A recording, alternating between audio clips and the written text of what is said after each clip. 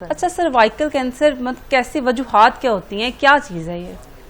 Cervical cancer actually जो बच्चादानी का मुंह जिसे हम यूट्रस कहते हैं उसका एक पार्ट है सर्विक्स। उसका जब कैंसर होता है उसको हम सर्वाइकल कैंसर कहते हैं और ये डिफरेंट है यूट्राइन कैंसर से और इसकी रीजंस भी डिफरेंट हैं।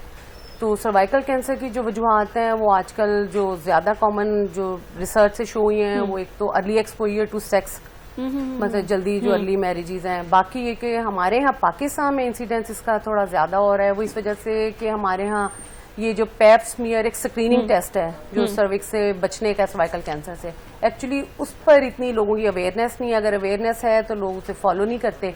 और थर्ड, ये जो वैक्सीनेशन लॉन्च हुई ये पाकिस्तान में चूंकि ऑलरेडी नहीं है, इन रीजंस की वजह से जो इंसिडेंट्स है ना वो एक्चुअली अभी ऐसे केसेस सामने आ रहे हैं ज्यादा। रेशो पाकिस्तान में क्या रेशो क्या चल रही है? पाकिस्तान में ये third most common cancer of women बन गया।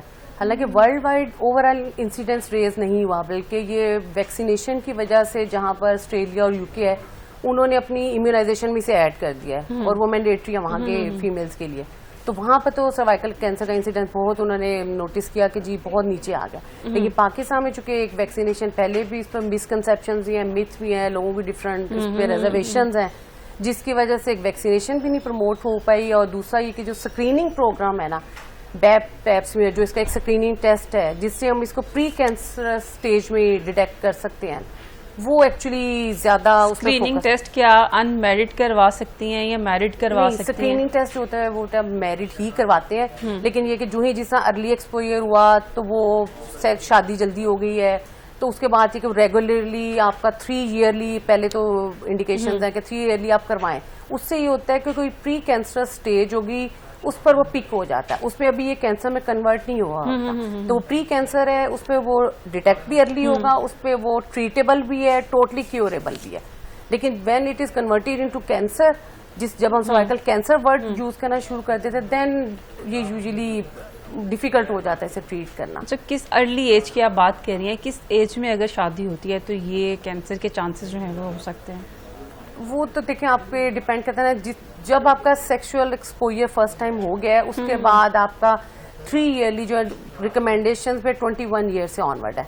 अगर 21 ईयर से फीमेल मतलब मैरिड भी हो गई हैं और सेक्सुअली एक्सपोज हैं तो then she should go for that every 3 yearly.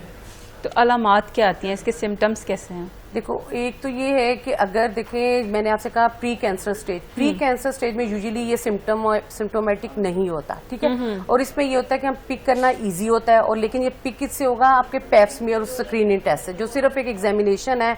आप गायनी के अपने डॉक्टर के पास आती हैं, वो आपको चेक करेंगे। आपका एक सिंपल सा टेस्ट आउटडोर प्रोसीजर है, कोई बेहोशी की जरूरत नहीं, कोई एक्सपेंसिव नहीं है। एक हम इनका वो एग्जामिनेशन से टेस्ट लेते हैं, उसको हम लेबोरेटरी में भेज देते हैं। ये सिंपल स्क्रीनिंग है। उससे ये कि अगर वो डिटेक्ट कर लेते हैं नहीं जी एवरीथिंग इज नॉर्मल, कोई टेंशन नहीं है।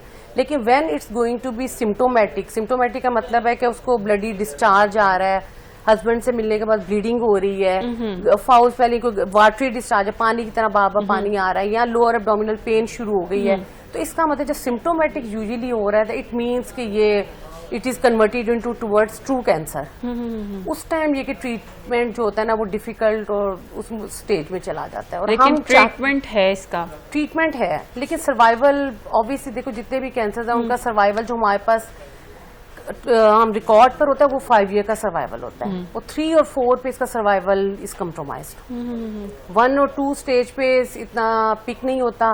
और हमारे यहाँ पाकिस्तान में इंसिडेंस बढ़ने का, या जो लो और मिडिल इनकम कंट्रीज में इंसिडेंस बढ़ भी इसीलिए रहा है कि लोग पहले चेक नहीं करवाते, प्रेजेंट ही स्टेज 3 पर करते हैं। स्टेज 3 पर फिर सर्वाइवल जितना हम कहते हैं कि हम कर सकते हैं उतना हम कर नहीं पाते। अच्छा, कहा जा रहा है ना कि नेक्स्ट 10 to 15 ईयर में कंसीव करना बहुत मुश्किल हो जाएगा या शायद कर ही नहीं पाएंगी खवातीन, तो क्या इसमें रियलिटी है? नहीं, वो देखिए इनफर्टिलिटी का इंसिडेंस तो ओवरऑल अभी देखिए वैक्सीनेशन अब लॉन्च हो रही है, लेकिन इनफर्टिलिटी का इंसिडेंस ऑलरेडी रेज हो चुका है। It means we can say कि यार human papilloma virus is not the sole cause of that, या vaccination is not the sole reason of infertility. Infertility का इंसिडेंस ऑलरेडी ही दूसरी और मसाइल की वजह से भी बढ़ रहा है। किन मसाइल की वजह से बढ़ रहा है? जो आजकल सबसे कॉमन है पॉलीसिस्टिक ओवेरियन डिजीज जो है।